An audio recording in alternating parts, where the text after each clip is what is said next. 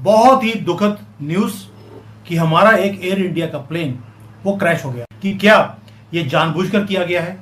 क्या sabotage, air India को sabotage करने की कोशिश की जा रही है? जो डीप स्टेट है, पाकिस्तानी है, खालिस्तानी है, मिडिल ईस्ट के लोग हैं, तुर्की है, चाइनीज है, वेस्टर्न लॉबी है, वो सभी लगी हुई। ये प्लेन 787 ड्रीम लाइनर बोलते हैं इसको, इतना आसान नहीं है इसको नीचे गिरवाना। सैबोटेज की बात आती है तो जैसे भारत ने पाकिस्तान को कहा था कि तुम्हारा आतंकियों को दुनिया के किसी भी कोने में होंगे मैं ढूंढ के मार के आऊंगा, शायद इसके लिए भी भारत को अब तैयार रहना चाहिए इस टाइप की वॉरफेयर की। और पाकिस्तान, अमेरिका, ये सब भारत के खिलाफ जिस तरह की बातें कर रहे हैं, तो ऐसे दौर में कुछ भी हो सकता है। अगर इसमें पाकिस्तान या पाकिस्तान की कोई एजेंसी शामिल है इस तरह के ऑपरेशन में, तो निश्चित तौर पे जांच होनी चाहिए, और अगर उनका इन्वॉल्वमेंट सामने आता है तो we should punish the perpetrators of this terrorist. जय हिंद, नमस्कार दोस्तों।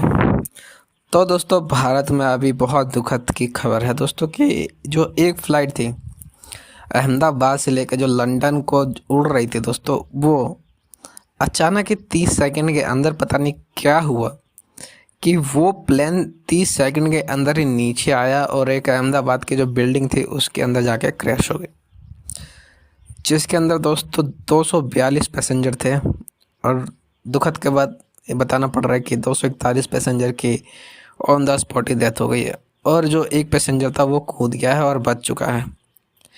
अभी फ़िलहाल पुलिस उस पेशेंट का इंतज़ार कर रही है कि वो कब होश में आए और कब बयान दे कि क्या हुआ था। एग्जैक्ट जो भी है वो पेशेंट बता पाएगा।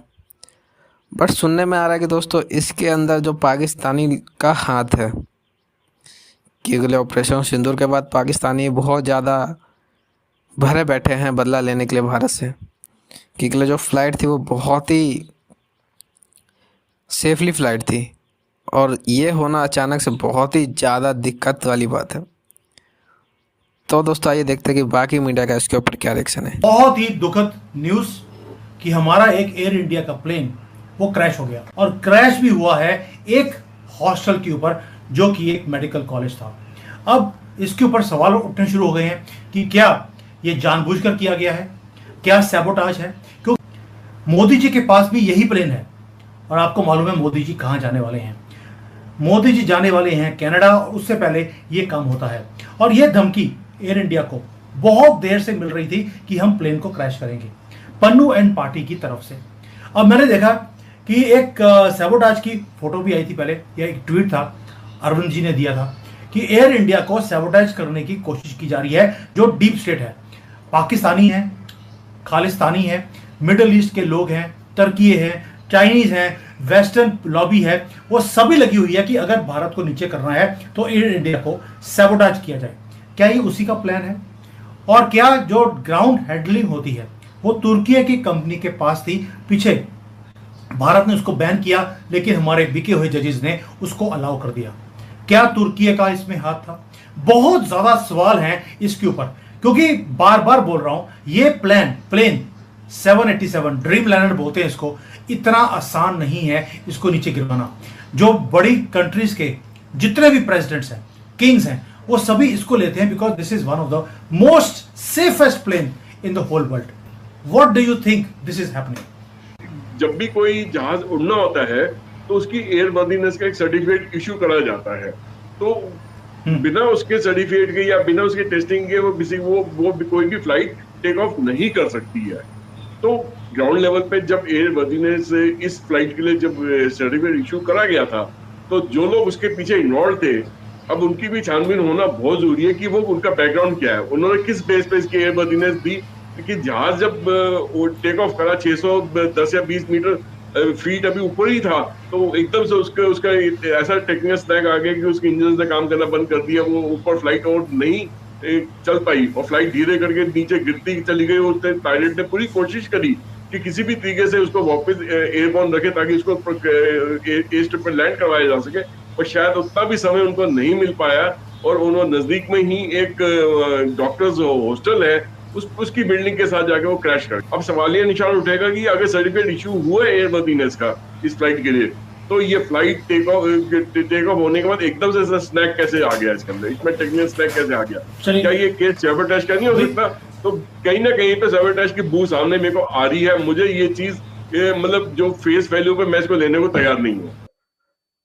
एक ट्वीट देखिए, और ये ट्वीट सारा एडम्स नाम की एक महिला का है, और 9 तारीख को ये ट्वीट किया गया है उनके द्वारा अपने ट्विटर अकाउंट पे। आज जिस वक्त मैं वीडियो बना रहा हूं, आज 12 तारीख है, मतलब 3 दिन पहले। और वो अपने ट्वीट में ये दावा करती है कि भारत में कुछ बहुत बड़ा होने वाला है ऑपरेशन, और यहां शायद इतना बड़ा होगा कि कोई अंदाजा नहीं लगा सकेगा। इसके लिए बाकायदा अफगानिस्तान में प्लानिंग हो चुकी है, और अल कायदा के आतंकी भी इस प्लानिंग में शामिल थे। और उन्होंने कहा कि 2 से 3 दिन के अंदर भारत में होगा और पूरी दुनिया में इसकी धूम मचेगी।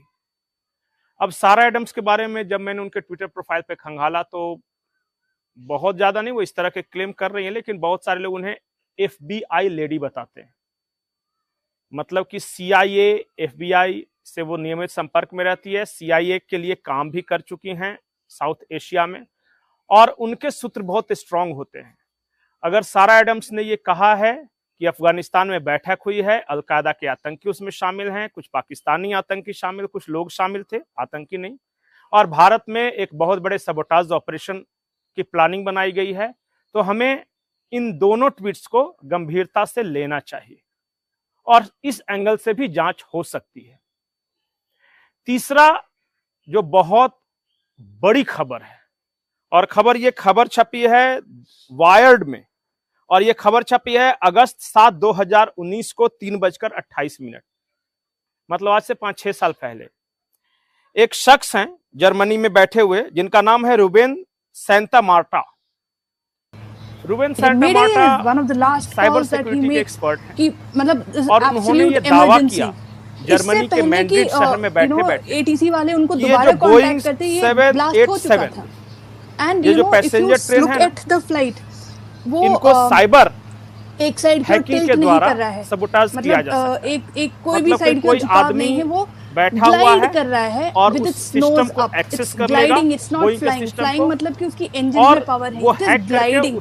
प्लेन में गड़बड़ियां कर सकता है। इन दोनों बेचारों ने लेकिन उसको ग्लाइड करके जिस तरह दुनिया में डैमेज कम करने की कोशिश की, लेकिन कितना 50 second, how much can they try? America, so take off हुआ है भारत के खिलाफ 800 के 700 के बीच में उन्होंने हाइट एल्टीट्यूड पकड़ी है। ऐसे दौर में कुछ भी हो सकता है। they went down. अगर इसमें पाकिस्तान या पाकिस्तान की कोई एजेंसी शामिल है, सीरीज के इंजन हैं, extremely reliable, one of the तो मोस्ट फेमस निश्चित तौर पे जांच होनी चाहिए, और अगर उनका इन्वॉल्वमेंट सामने आता है की इंजन यूज करती है जी, परपेट्रेटर्स बोइंग, जी, रोल्स रॉयस